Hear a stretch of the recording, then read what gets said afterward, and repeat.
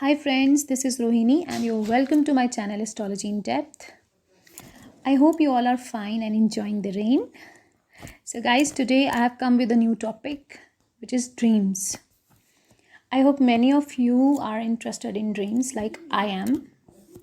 Specially जिन लोगों को ड्रीम्स आते हैं वो उनको तो इंटरेस्ट होता है, जो बिलीव करते हैं ड्रीम्स में कि इनका कोई ना कोई सिग्निफिकेंस है हमारी साइकी पे, हमारी लाइफ पे, वो लोग तो इंटरेस्टेड होंगे और वो तो सुनेंगे. So there are different stages of sleep. जो दो हैं मेन कॉमन वो हैं स्लो वेव स्लीप और REM sleep. Slow wave sleep is the deepest stage of sleep और रेम स्लीप का एब्रीविएशन है, many of you know, it is random I moments. ये जो स्टेजेस होती हैं ये स्लो वेव से लेकर रेम स्लीप तक की डिफरेंट स्टेजेस होती हैं. इसमें स्लो वेव स्लीप की ही 3 अपनी स्टेजेस हैं और लास्ट स्टेज रेम स्लीप है. और ये साइकिल एटलीस्ट 3-4 बार रिपीट होता है depending on how long a person स्लीप्स for. और स्लीप रिक्वायरमेंट भी हम सभी में अलग अलग होती है. कुछ लोग तो 2-4 घंटे सो के जब उठते हैं तो दे फील रिफ्रेश्ड, और कुछ 8-9 घंटे भी सोएंगे तो उनको लगेगा कि यार मैं तो सोया ही नहीं, मैं तो सोई ही नहीं. वो तब भी डिस्टर्ब्ड फील करेंगे, उनको हेडेक्स होंगी. ये स्लीप रिक्वायरमेंट सबकी अलग अलग हैं. और ड्रीमिंग भी सभी में नहीं होती. Some people dream a lot, some people don't dream at all. कुछ को ज़्यादा, किसी को कम. किसी के सपने सच हो जाते हैं, किसी को वैसे ही इन्वायरमेंट की वजह से सपने आते हैं. तो ये डिफरेंट एस्पेक्ट्स हैं. तो हम बात कर रहे थे रेम स्लीप की, जब most of the dreaming occurs. Basically according to research जितना भी इस पर हुई है, ये डिफरेंट फ्रिक्वेंसीज पे हमारी ब्रेन वेव्स रिकॉर्ड की गई हैं. और जब रेम स्लीप चल रही होती है उस टाइम पे जो ग्राफ होता है हमारी ब्रेन वेव्स का, वो समवट उस स्टेज से मैच करता है जब हम अवेक होते हैं, जब हम अलर्ट होते हैं. मतलब एक अलर्ट इंसान का जो ब्रेन वेव्स हैं वो, और जब इंसान ड्रीम कर रहा है उस टाइम पर एक जैसा ग्राफ होता है समवट. और ये बिलीव किया जाता है कि इसी स्टेज में जो ज़्यादा ड्रीमिंग, दूसरी स्टेज में भी स्लो वेव स्लीप में जो डीप स्टेज है उसमें भी ड्रीमिंग हो सकती है, बट ये बिलीव किया जाता है कि इस स्टेज में सबसे ज़्यादा ड्रीमिंग होती है. आपके घर में पेट्स होंगे, उनको कभी नोटिस करना, जब वो सो रहे होते हैं तो उनकी आइज़ बहुत तेज़ी से डार्ट कर रही होती हैं. डॉगीज़ होंगे आपके पास, किसी ने काउज रखी होती हैं, तो वो जब सोते हैं तो एक अजीब सा शिवरिंग जैसी हो रही होती है उनको, और उनकी आइज़ बहुत तेज़ी से डार्ट करती हैं. ऐसा समझ ही नहीं आता कि ये जागे हैं या सोए हैं, किस स्टेज में हैं. ऐसा रिकॉर्ड किया गया है थ्रू रिसर्च कि जब एक इंसान ड्रीमिंग कर रहा होता है तो उसकी आंखें भी तेज़ी से डार्ट करती हैं. आप में से काफ़ी लोगों ने नोटिस भी किया होगा, कोई इंसान आपके साथ सोया है तो उसकी आंखें बहुत तेज़ी से डार्ट करती हैं. पूरी रात नहीं, बट एक स्टेज ऐसी अगर आप किसी को नोटिस करें तो उस इंसान की आइज़ बहुत तेज़ी से डार्ट कर रही होती हैं. तो उस टाइम पर इंसान को ड्रीमिंग चल रही होती है. तो ये जो एनिमल्स का सोने का रिलेशन है कि वो जब सोते हैं तो वो शायद इसी स्टेज में सोते हैं या क्या है, ये एक अच्छा टॉपिक है रिसर्च का और इस पर बहुत सी रिसर्च हुई भी है. हम अपने ड्रीम्स पे आते हैं. ड्रीम्स का बहुत सिग्निफिकेंस है. इसके साइकोलॉजिकल सिग्निफिकेंस हो सकते हैं, एक एस्ट्रोलॉजिकल पॉइंट ऑफ व्यू अलग है. Then there is a spiritual point of view regarding dreams, and there can be environmental impacts also that why we dream. So main चीज़ है कि हम ड्रीम हमें आते ही क्यों हैं और इनका क्या सिग्निफिकेंस है. तो हम एक एक सिग्निफिकेंस को स्टेप वाइज डिस्कस करेंगे.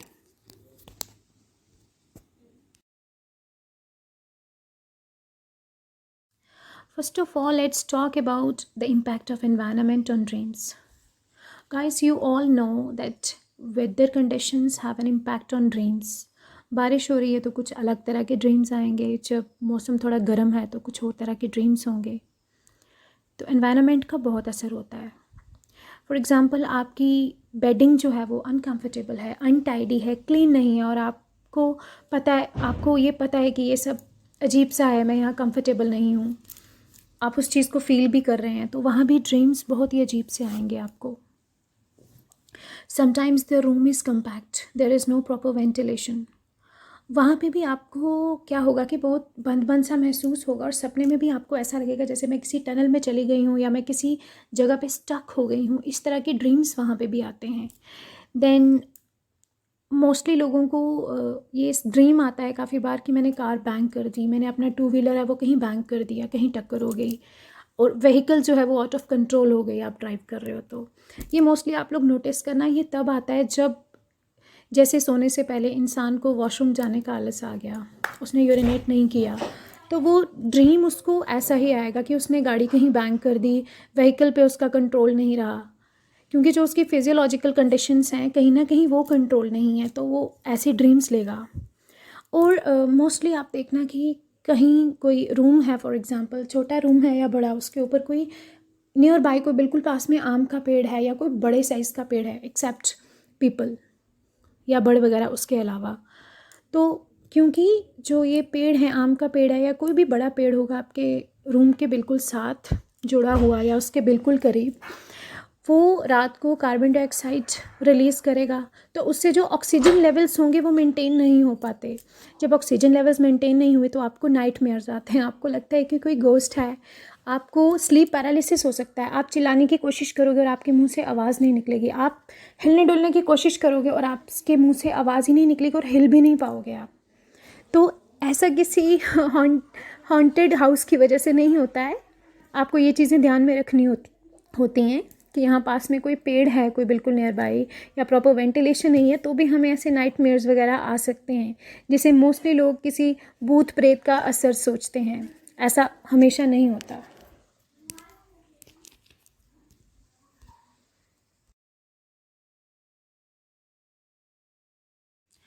एनवायरमेंटल के बाद आ गया what is psychological significance of dreams. Of course there is significance psychologically also.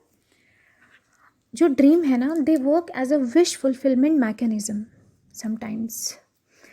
एक बच्चे ने सुबह विश की कि मुझे गैस बलून्स चाहिए, मुझे कोई पर्टिकुलर टॉय चाहिए, किसी कारणवश उसको नहीं मिल पाया, तो वो एक it is quite possible he will get it in dreams. अब ड्रीम्स में जब उसको मिला, उससे उसे क्या फ़ायदा है, वो तो ड्रीम है ना, सुबह उठ के तो वो टॉय नहीं उसके पास होगा, ना बलून्स उसके पास होंगे। बेसिकली जैसा मैंने कहा कि एक विश फुलफिलमेंट मैकेनिज़्म होते हैं ड्रीम्स।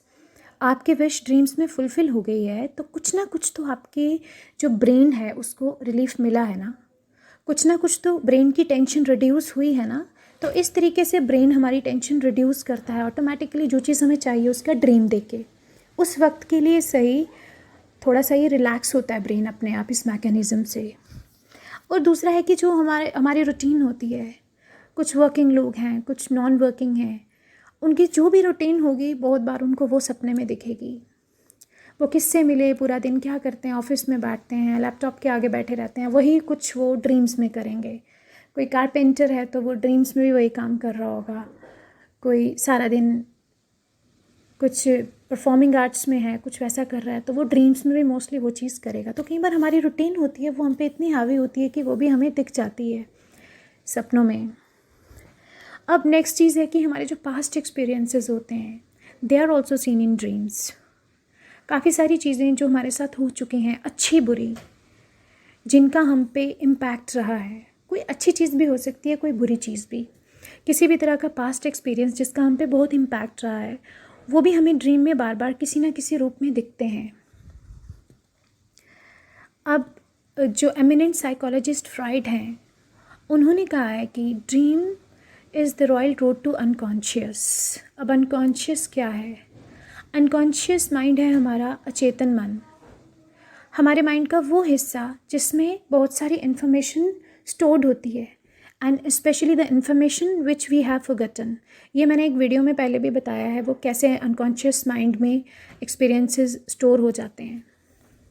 कोई भी एक्सपीरियंसेस जो हमारे लिए पेनफुल थे पास्ट में, फॉर एग्ज़ाम्पल किसी का सेक्शुअल अब्यूज़ हो गया बचपन में, छोटी एज में, 1-2 साल में, या फिर कोई कईयों की जो मेमोरी होती है चाइल्डहुड की वो नहीं रहती, तो उससे पहले के जो एक्सपीरियंसेस हैं जो बच्चे के लिए पेनफुल रहे हैं या शायद बहुत ही एक्साइटिंग रहे हैं, अच्छे रहे हैं, वो सब उसके अनकॉन्शियस माइंड में घर कर जाते हैं।